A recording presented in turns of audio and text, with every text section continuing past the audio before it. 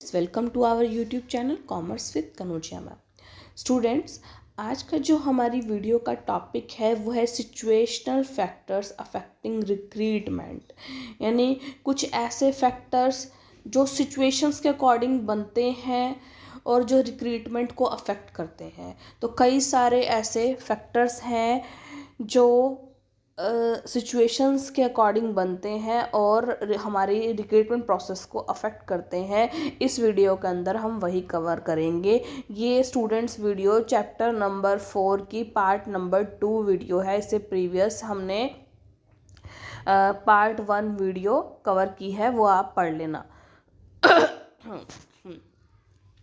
तो चलिए student, without getting late let's start today's topic situational factor affecting recruitment. Situational factors deal with those factors which are generally beyond the control of the organisation. यानी कि ये factor जो है ना, situational factor, इसको हम कंट्रोल में नहीं कर सकते। मान लो इंटरनल अफेयर्स है हमारी ऑर्गेनाइजेशन के, उसको हम कंट्रोल कर सकते हैं, लेकिन जो बाहर एक्सटर्नल एनवायरनमेंट में प्रेजेंट हैं जो फैक्टर्स, उसे हम कंट्रोल नहीं कर सकते। तो ये ऑर्गेनाइजेशन के आउट ऑफ कंट्रोल है। An overview of some situational factors that affect recruitment. हम एक ओवरव्यू ले लेते हैं। फर्स्ट है इकोनॉमिक एनवायरनमेंट। इकोनॉमिक एनवायरनमेंट हो गया बाहर का एनवायरनमेंट, हमारे ऑर्गेनाइजेशन से बाहर प्रेजेंट है ये, और ये हमारे जो है हाथ में नहीं है इसको कंट्रोल करना। देखिए स्टूडेंट, फर्स्ट है demand and supply for skills. Skills की डिमांड और supply. Availability of skills, human resources have become the single most crucial factors guaranteeing the success of modern day organization. जो स्किलफुल पर्सन है आज के time में, human resources, वो एक important factor बन गया है आज के टाइम में। ठीक है, with the expansion of business across the globe the demand for skilled labour has exceeded for supply. जैसे जैसे बिजनेस बढ़ रहे हैं वैसे वैसे जो ह्यूमन रिसोर्सेज, जो स्किल्ड जो ह्यूमन रिसोर्सेज है, उनकी भी डिमांड बढ़ रही है। Cutthroat competition in attracting the right talent has affected the recruitment policies of almost every organization, with the biggest of the organization being no exceptions to this. Cut throat competition जो है right talent को क्या है, attract कर रहा है। यानी कि हर बंदा ये चाह रहा है कि हमारी ऑर्गेनाइजेशन में अच्छे से अच्छे स्किल्ड ह्यूमन आ सकें। तो ये रिक्रूटमेंट को जो है स्किल्स की डिमांड और सप्लाई वो क्या कर रही है, अफेक्ट कर रही है। हर बंदा सोच रहा है कि हम ज़्यादा से ज़्यादा स्किल्ड पर्सन को अट्रैक्ट कर लें, तो उससे क्या होता है, रिक्रूटमेंट प्रोसेस को अफेक्ट करती हैं वो ज़्यादा से ज़्यादा, और जो कंपटीशन है वो अट्रैक्ट कर लेते हैं जो स्किल्ड ह्यूमन बीइंग को। Sudden boom in sectors. A sudden boom in specific sectors brings a big bottleneck in the terms of finding the right talent to make the most of the booming condition of the industry.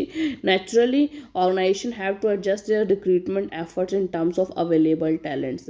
देखो, अगर कोई किसी sector के अंदर sudden boom आ जाएगा, मतलब boom period होता है जिसमें एकदम से उछाल आना इकोनॉमी के अंदर। तो बूमिंग कंडीशन के अंदर क्या होगा, जो इंडस्ट्रीज़ हैं अगर वो रिक्रूटमेंट प्रोसेस कर रहे हैं, तो उन्हें जो अवेलेबल ह्यूमन बींग्स पड़े हैं ना, उसी में से ही छाट के अपने लिए जो ह्यूमन बींग्स हैं, ह्यूमन रिसोर्सेज हैं, वो अवेलेबल करवाने पड़ेंगे। ठीक है। Growth opportunities.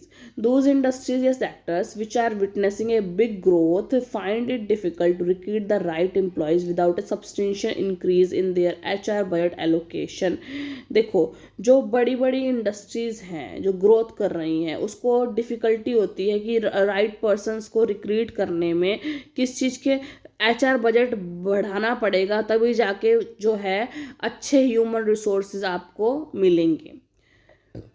ह्यूमन रिसोर्स का बजट आपको बढ़ाना पड़ेगा। On the other hand, low growth industries to find it difficult to recruit the best talent who can turn around the tide as competent people quickly shift out of the industry. लेकिन जो दूसरी और जो लो growth industries हैं वो क्या करती हैं, इंडस्ट्रीज हैं to find it difficult to recruit the best talent. देखो, जब नॉर्मल सी बात है, जब बड़ी जो ग्रोथ इंडस्ट्रीज हैं उनके पास तो एचआर बजट इंक्रीज कर सकते हैं, वो उनको भी डिफ़िकल्टी अगर महसूस होती है रिक्रूटमेंट के टाइम, तो जो छोटी फार्म होंगी जिनका जिनका ग्रोथ कम है, तो उनको भी डिफ़िकल्टी होगी ह्यूमन रिसोर्सेज को खोजने में। आगे है social environment, image of the firm. अगर फर्म की इमेज अच्छी है तो आप ज़्यादा से ज़्यादा एप्लीकेंट्स को अट्रैक्ट कर पाओगे। अगर आपके फर्म की इमेज अच्छी नहीं है तो कम से कम एप्लीकेंट्स आपकी ऑर्गेनाइजेशन में आना चाहेंगे। Level of education, many a times level of education dictates where a person will seek employment irrespective of his interest or aspiration. It is quite common to see people who receive highest level of education run after white collar jobs, and rarity to find such people join primary sector such as agriculture. Naturally, firm operating in such a factor receives a setback to their recruitment efforts. यानी उनका level, अगर मान लो अगर अच्छे high level के educated लोग हैं तो वो वाइट कॉलर जॉब की तरफ भागेंगे और वो नॉर्मल जॉब की तरफ नहीं आएंगे। तो लेवल ऑफ एजुकेशन जो है वो भी रिक्रूटमेंट फैक्टर जो है, एक ऐसा फैक्टर है जो रिक्रूटमेंट प्रोसेस को अफेक्ट करता है। Prevailing attitude in the society, society may have different attitude toward different sectors which affect the recruitment in organization operating in those sectors. For example, liquor, meat, dance, etc. May be frowned upon in some society, and as such it will directly impact their recruitment. देखो, कोई ऐसे sector होते हैं जो society के attitude पे depend करते हैं। जैसे मान लो लिकर और मीट है, ठीक है, वो ऐसी चीज़ें सोसाइटी जिसे एक्सेप्ट नहीं करती ईजिली, ठीक है, तो उसको क्या है, उनकी जो रिक्रूटमेंट होगी, मतलब अगर लिकर की कोई इंडस्ट्रीज़ है, मीट की कोई इंडस्ट्री है, उसमें जो है लोग जल्दी ज़्यादा से ज़्यादा लगना नहीं चाहेंगे क्योंकि सोसाइटी उसको अच्छा नहीं मानती, ठीक है।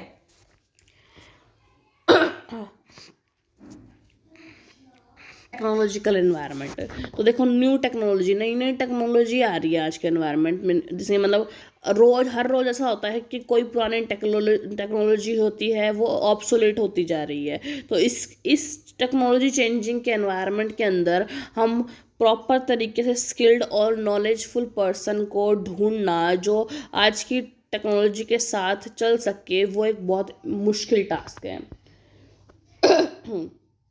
Cross functional skills, what is needed in modern day organization is not just people having solely technical skills, rather people who have other skills too, like soft skills, interpersonal skills, etc. to succeed in organization. पर एक single skill से जो है वो काम नहीं चलेगा आज की ऑर्गेनाइजेशन के अंदर। जो बंदे को क्या होना चाहिए, मल्टी स्किल्स पर्सन होना चाहिए। Like engineers need to have a bit of knowledge of finance to develop commercially successful products, and maybe a little bit of oratory skills to sell their newly developed product to the management and other stakeholder of the organization. First at all, recruiting such people is not so easy. देखो, engineers को थोड़ी बहुत finance की knowledge भी होनी चाहिए ताकि जो वो डेवलप कर रहे हैं उन्हें पता चले कि इसकी कॉस्ट कैसे न किस तरीके से जो है कस्टमर फ्रेंडली बनाई जा सके, और थोड़ा उनको मार्केटिंग की भी नॉलेज होनी चाहिए ताकि वो कैसे उसको सेल करें मार्केट के अंदर, वो उन्हें पता होना चाहिए, ठीक है। तो मल्टी स्किल्ड पर्सन होना चाहिए। आगे है political environment, Swadeshi demands or power of union. It is not uncommon. Swadeshi demand. It is not uncommon to find voices growing louder to banish products made by MNCs and purchase goods produced by domestic companies. This affects the demand of the goods produced by such companies, which ultimately affect their recruitment. देखो आज के time में क्या कर रहे हैं भाई, अपने स्वदेशी जो है उसको यूज़ करो, अपने इंडिया में बना हुआ जो भी है चीज़ें उनको यूज़ करो। तो इस चीज़ से जो MNCs के प्रोडक्ट्स पर तो इफेक्ट पड़ा ही पड़ा है, प्लस में उनकी रिक्रूटमेंट पर भी फ़र्क पड़ा है कि रिक्रूटमेंट में भी लोग भाई यूँ मतलब कि सोचते हैं कि MNC जाने से अच्छा अपनी जो इंडिया में जो प्रोडक्शन हो रहा है उसमें काम किया जाए। Power of union, Trade union exert a powerful influence on major policies of organization, and recruitment is no exceptions to this. Powerful trade union may block the recruitment of some categories of person or have a say in formulation of recruitment policy of the organization.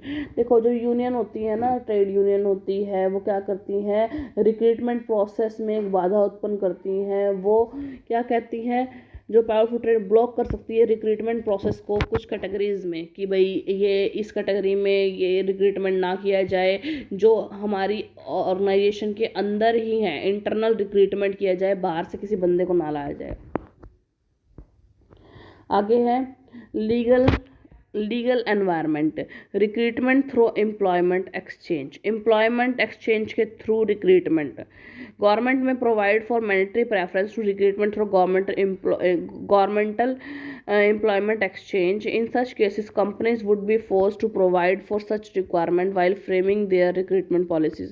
तो government ने अगर इसको mandatory बना दिया गया ना, मान लो companies के लिए मैंडेटरी कर दिया कि आपको जो गवर्नमेंट ने एम्प्लॉयमेंट एक्सचेंज बनाए होते हैं उसके अंदर लोगों का नाम दर्ज होता है, तो गवर्नमेंट ने मैंडेटरी कर दिया कि वहीं से आपको लोग उठाने हैं, ठीक है।